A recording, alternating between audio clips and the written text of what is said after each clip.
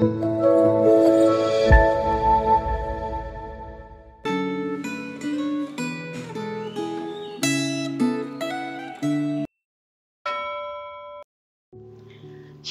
Bapak Ibu Saudara sekalian, mari kita berdoa kepada Tuhan sebelum kita merenungkan firman-Nya.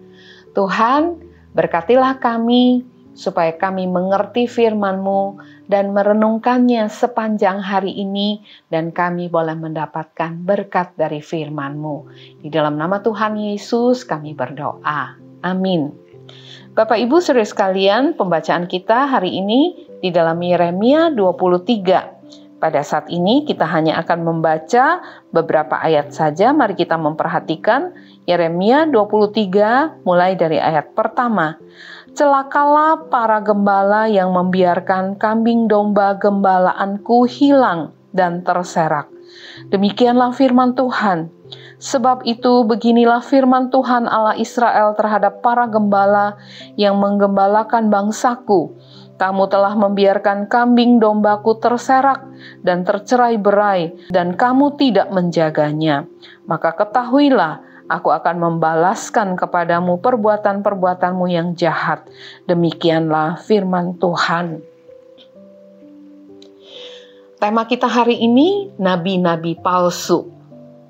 Keberadaan nabi palsu bukanlah hal baru, karena mereka sudah ada sejak zaman Perjanjian Lama. Pada masa kini, meskipun tidak ada lagi jabatan nabi, masih banyak orang yang menyebarkan ajaran palsu yang tidak sesuai dengan ajaran Alkitab. Mereka berbicara demi nama Tuhan sama seperti nabi palsu di zaman Nabi Yeremia yang mengklaim bahwa mereka menyampaikan firman Tuhan. Dalam bacaan Alkitab hari ini, Nabi Yeremia menyampaikan kekesalannya terhadap para nabi palsu, serta bagaimana Tuhan melawan para nabi palsu tersebut. Bagaimana kondisi Nabi Yeremia saat menghadapi nabi-nabi palsu itu? Ia berkata bahwa hatinya hancur, tulangnya goyah, dan ia seperti orang mabuk. Dalam hati yang terdalam, ia marah terhadap para nabi palsu itu. Perkataan hatiku hancur, tulangku goyah, seperti orang mabuk, menggambarkan pergumulan yang berat saat menghadapi para nabi palsu itu. Kemarahan Nabi Yeremia bukan dimotivasi oleh keegoisan, melainkan didorong oleh semangat membela firman Tuhan yang kudus. Nabi Yeremia menyerukan ajakan pertobatan, tetapi para nabi palsu melemahkan seruan tersebut dengan menyampaikan ajaran yang sebaliknya, yaitu bahwa umat Tuhan akan selamat dan tidak perlu bertobat. Hati seperti Nabi Yeremia inilah yang sebenarnya harus dimiliki orang Kristen pada masa kini.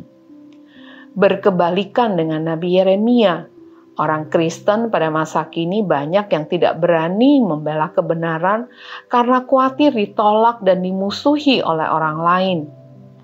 Pada masa kini, banyak orang Kristen yang lebih takut kepada manusia daripada kepada Tuhan.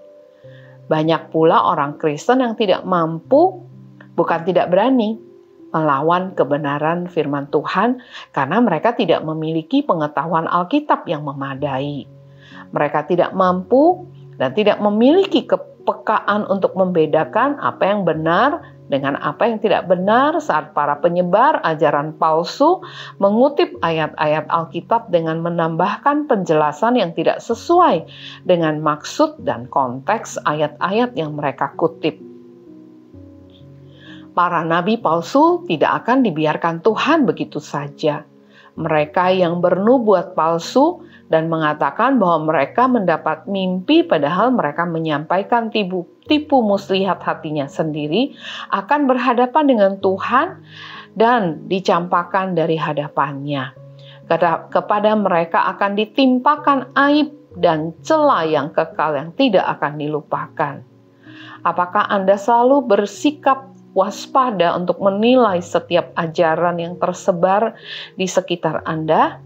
Apakah Anda selalu berusaha berpegang teguh pada kebenaran Alkitab? Mari kita berdoa, Bapak Ibu Saudara sekalian. Tuhan, terima kasih untuk hamba-hamba Tuhan yang menyampaikan firman dan kebenaran-Mu yang membuat kami bertumbuh.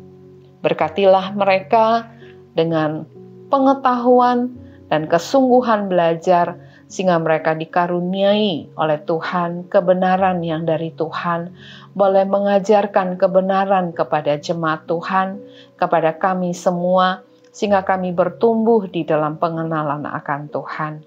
Terima kasih Tuhan, kami bersyukur untuk firman-Mu.